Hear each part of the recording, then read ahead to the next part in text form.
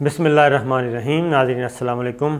आज है 26 सितंबर साल 2019 और दिन है जुमेरात का। आज फिर जो अहम तरीन मौजू कह लें और जो अहम तरीन इवेंट्स हैं इस वक्त, तमाम तर एक्टिविटीज़, तमाम तर सरगर्मियाँ दुनिया भर की वो हो रही हैं अमेरिका के शहर न्यूयॉर्क में, और वहाँ पे अक़वाम मुत्तहिदा की जनरल असम्बली का इजलास चल रहा है। सरबराहान मुलाकातें भी कर रहे हैं आपस में और तकरीरें भी कर रहे हैं। और पाकिस्तान, आपको पता है कि पाकिस्तान का मसला सिर्फ़ इस वक्त सर फहरिस्त और अव्वलीन तरजीह वो है कश्मीर और सिर्फ़ कश्मीर। और साथ ही साथ एक और चीज़ भी, वज़ीर आज़म पाकिस्तान, और उसमें क्रेडिट जाता है साथ तुर्की के सरबराह तैयब एर्दोग़ान को। उन्होंने एक और भी वहाँ पे कॉन्फ्रेंस भी की और उस कॉन्फ्रेंस में अपने ख़यालात का इजहार भी किया, और वो था इस्लाम फोबिया, यानी कि दुनिया भर को, मगरिब को, यूरोप को जो इस वक्त इस्लाम फोबिया हुआ है और इस्लाम पे तनकीद कर रहे हैं, उसका भी भरपूर जवाब दे रहे हैं। लेकिन आपको बताता हूँ तरतीब से कि इस वक्त हो क्या रहा है, चल क्या रहा है वहाँ पे दो इत्तेहाद, बल्कि दो सोचें बहुत वाज़े तौर पे नज़र आ रही हैं। पाकिस्तान ने कश्मीर के बारे में हमायत हासिल करने की कोशिश की, वज़ीर आज़म इमरान ख़ान, वज़ीर ख़ारजा शाह महमूद कुरैशी, और उस पर तमाम सरबराहान ऑलमोस्ट काफ़ी बासर, जिसमें बरतानिया भी है, अमेरिका भी है, न्यूज़ीलैंड भी है, जर्मनी भी है, इस तरीके से इस्लामी ममालिक हैं, इन सब से मुलाकातें कर रहे हैं इमरान ख़ान।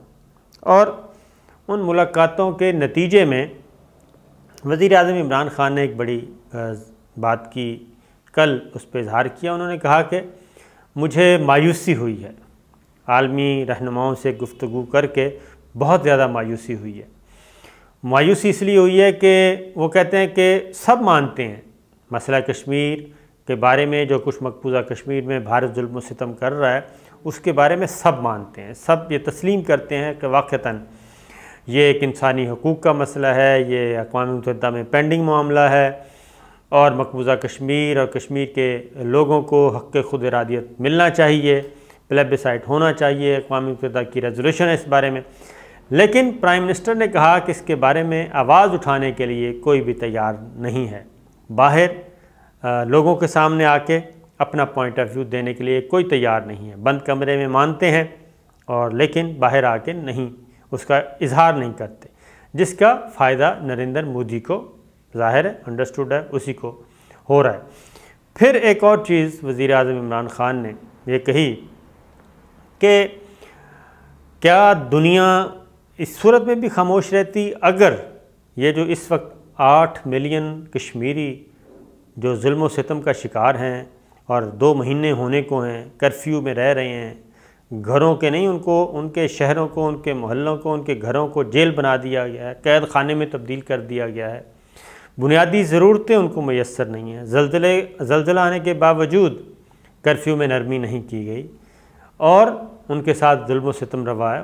इमरान ख़ान ने सवाल उठाया कि क्या दुनिया उस वक्त भी खामोश रहती अगर ये 8 लाख कश्मीरियों की जगह 8 लाख यूरोपियन होते, 8 लाख यहूदी होते।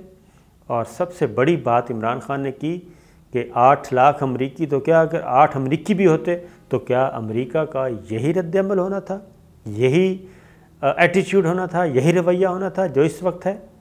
तो बहुत मायूस थे और इसीलिए उन्होंने इस मायूसी का इजहार भी सबके सामने किया, और साथ ही साथ उन्होंने फिर आरएसएस के बारे में भी बताया। लेकिन वहाँ के आप ये देखें कि जो डेमोक्रेट्स के उम्मीदवार हैं सदारती, बर्नी सैंडर्स, वो ये बात तस्लीम कर रहे हैं, वो ट्रंप को कह रहे हैं, अमेरिकी हुकूमत को कह रहे हैं कि देखें आपका रवैया जो है मकबूजा कश्मीर के बारे में बहुत ही पैसिव है, बहुत ही खामोशी वाला है, नीम दिली वाला है, इसके बारे में खुल के आवाज़ उठाएं। बर्नी सैंडर ने कहा कि वो ख़ुद, क्योंकि एक ऐसे ख़ानदान से, ऐसे यहूदी ख़ानदान से हैं जो हिटलर का, जो नाज़ी जर्मनी का निशाना बना था और दरबदर हुआ था, पोलैंड गया था, हिजरत करना पड़ी थी और फिर वहाँ से अमेरिका शिफ्ट हुआ। इसलिए उन्होंने कहा कि इस पर आवाज़ उठानी चाहिए। लेकिन दूसरी जानिब नाज़रीन, اسلامی ممالک کے سربراہان بھی بہت ہی پیسو ہوئے ہیں۔ اب تک صرف ایک آواز اٹھی ہے اور بڑی جاندار آواز ہے، اور وہ ہے ترکی کے سربراہ طیب اردوان کی۔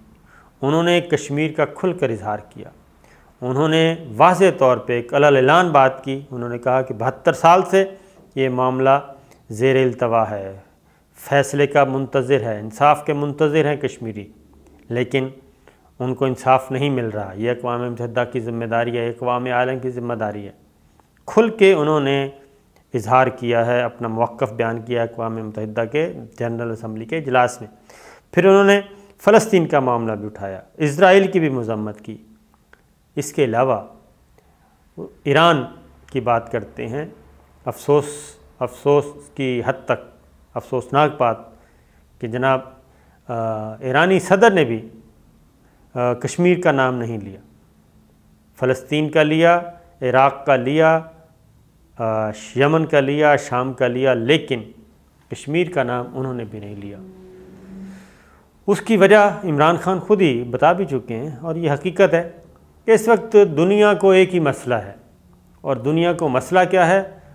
وہ یہ ہے کہ مادیت پرستی، دولت، ہوس، کیا کہنا چاہیے، انویسٹمنٹ، سرمایہ کاری بہت ہے جی انڈیا میں، منڈی بہت ہے انڈیا کی، اور اتنی بڑی منڈی کو ہم اگنور نہیں کر سکتے، چھوڑ نہیں سکتے۔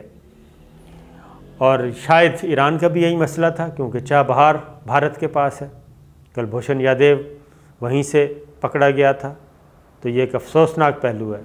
پاکستان ایک مثبت کردار ادا کر رہا ہے ایران کے معاملے میں۔ سعودی عرب جو کہ پاکستان کا بہت درینہ دوست ہے اور برے وقتوں کا ساتھی ہے، اور ابھی بھی پاکستان کو بیل آؤٹ پیکیج دیا، لیکن سعودی عرب ناراض ہے پاکستان سے کہ وہ کھل کر ایران کے بارے میں پاکستان کی پالیسی نہیں آ رہی۔ پاکستان ابھی بھی کوشش کر رہا ہے کہ ایران اور سعودی عرب کے درمیان صلح ہو، لڑائی نہ ہو، اور یہی کوشش، اور اس پہ سعودی عرب نے آمادگی کا اظہار کیا۔ عمران خان سے کہا ہے کہ آپ آگے بڑھیں اور غلط فہمیاں دور کروائیں، اور مصالحت کے لیے ہم تیار ہیں۔ یہی بات امریکن پریزیڈنٹ ٹرمپ نے کہی ہے، لیکن ایران کے صدر نے کشمیر کا نام نہیں لیا۔ کیا کشمیر پاکستان کا مسئلہ ہے؟ نہیں، ہرگز نہیں ہے، یہ انسانوں کا مسئلہ ہے، انسانیت کا مسئلہ ہے۔ اور مقبوضہ کشمیر کو نکال دیں آپ دین سے، دین بھی ایک سائڈ پہ رکھ دیں۔ 80 لاکھ انسان ہیں جیتے جاگتے، ان میں بچے ہیں، خواتین ہیں، بوڑھے ہیں جن کو قید کیا ہوا ہے۔ اس کے بارے میں آواز انسان اپنی ضمیر پہ ہی اٹھا دیتا ہے، لیکن ایسا نہیں کیا گیا۔ واحد صدر ہیں طیب اردوان، جو کھل کر آئے ہیں، اور انہوں نے مسلمانوں کے دل جیتے ہیں، پاکستانیوں کے دل جیتے ہیں۔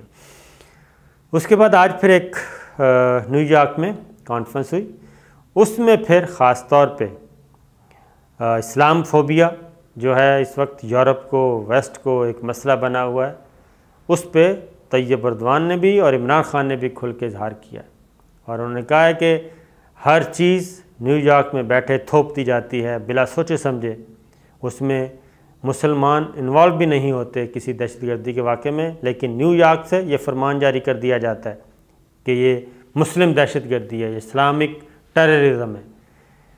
پھر حضور اکرم صلی اللہ علیہ وسلم کی ناموس رسالت، اور جو مجھے لگتا ہے کہ ایک طویل عرصے کے بعد، ایک طویل عرصے کے بعد اقوام متحدہ کی جنرل اسمبلی میں اس بات پر بھی آواز اٹھائی جائے گی کہ محمد مصطفیٰ صلی اللہ علیہ وسلم کی ناموس کے بارے میں جو مغرب کا رویہ ہے، جو یورپ کا رویہ ہے، وہ ناقابل برداشت ہے، اور اس کو ہرگز اظہار رائے کی آزادی کے پیچھے نہیں چھپایا جا سکتا۔ یہ بات عمران خان اقوام متحدہ کی جنرل اسمبلی کے اجلاس میں اٹھائیں گے، اور کشمیر کا معاملہ بھی اٹھائیں گے، اور یہ بھی اٹھائیں گے، اور جو ہر تیسرے دن توہین رسالت کی جاتی ہے۔ اس کے ساتھ ساتھ یہ ساری تکلیفیں کیوں ہیں؟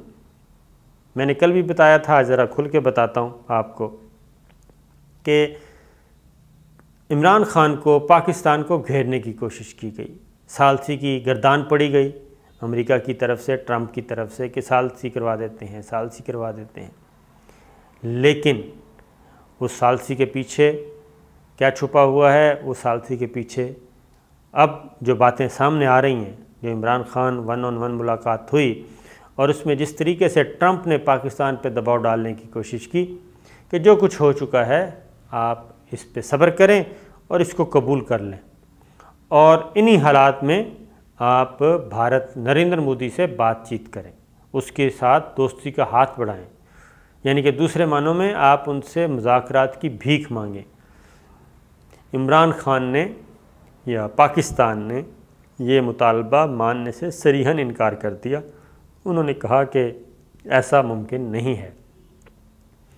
عمران خان نے اپنا موقع بالکل واضح طور پہ دیا، لیکن ٹرمپ کی تمام تر لچھے دار گفتگو کے بعد، گھیرنے کی پالیسی کے باوجود، پرائم منسٹر پاکستان نے امریکی دباؤ مسترد کر دیا ہے، جس کے بعد اب ان کے تیور بدلنا شروع ہو گئے ہیں۔ اب یہ مزید حملے کریں گے، مزید پاکستان کو گھیرا ڈالنے کی کوشش کریں گے، لیکن سب سے اچھی بات جو میں بتانا چاہ رہا ہوں یہ ساری چیزیں کہ کون کیا کر رہا ہے جنرل اسمبلی کے اجلاس میں، کون سا سربراہ مسلم یا غیر مسلم کیا کر رہا ہے، کس طریقے سے بات کر رہا ہے، اور اس کے نتائج کیا نکلیں گے۔ پھر اس ساری ایکسرسائز میں پاکستان کو یہ تو پتہ چل گیا ہے کہ دوست کون ہے اور دشمن کون ہے، یا یہ کہنا چاہیے کہ پاکستان کے ساتھ کون کھڑا ہے اور پاکستان کے مخالف کیمپ میں کون کھڑا ہے، یہ کم از کم ضرور پتہ چل گیا ہے۔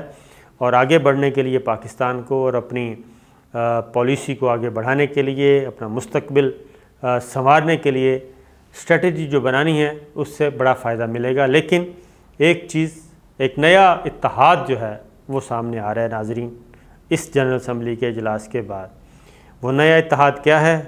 امریکہ ایک طرف ہے، اور اس ریجن کی بات کروں گا، یہاں پہ اکلوتا پلیئر ہے انڈیا، یہ امریکہ اور انڈیا ساتھ ساتھ ہیں، یہ لازم و ملزوم ہے۔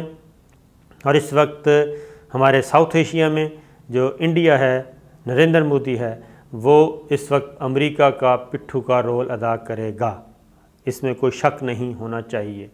یہ ساری جتنی بھی انفارمیشنز گیدر اپ ہوئی ہیں، ساری اکٹھی کی ہیں پاکستانی حکام نے، اور ملاقاتوں کے بعد، ان رویوں کے بعد، تو وہ یہی ہے کہ نیا اتحاد انڈیا اور امریکہ ساؤتھ ایشیا میں اکٹھے کھیلیں گے، مل کر کھیلیں گے۔ چائنا، رشیا، پاکستان، ایران اور اگلا ہوگا ترکی، یہ جو ہیں، اور سعودی عرب بھی اس اتحاد میں آنے کی کوشش کرے گا، کیونکہ سعودی عرب کو بھی ٹریپ کیا جا رہا ہے، اور اس کے پاس بھی کچھ اطلاعات ہیں کہ ایران کے ساتھ لڑانے کے لیے اس کو ٹریپ کیا جا رہا ہے۔ ایران ابھی گم و گو کی کیفیت میں ہے، کیونکہ ایران کے اپنے مسائل بھی ہیں انڈیا کے ساتھ، اس سینس میں کہ مالی مفادات، تجارتی مفادات ہیں، لیکن وہ امریکہ کی وجہ سے وہ اسی کیمپ میں رہے گا۔ ایک نیا اتحاد وجود میں آ رہا ہے، جو آگے چل کے پولیٹکس، عالمی سیاست جو ہے، اور خاص طور اس ریجن کی سیاست بڑی کلیئر ہو جائے گی۔ اور صرف اتنا ہی کہوں گا کہ دوستوں اور دشمنوں کی تمیز ہو گئی ہے اب تک، اور اب دیکھتے ہیں کہ ابھی 2 دن اور ہیں، ان 2 دنوں میں مزید کس کس کا پتہ چلتا ہے۔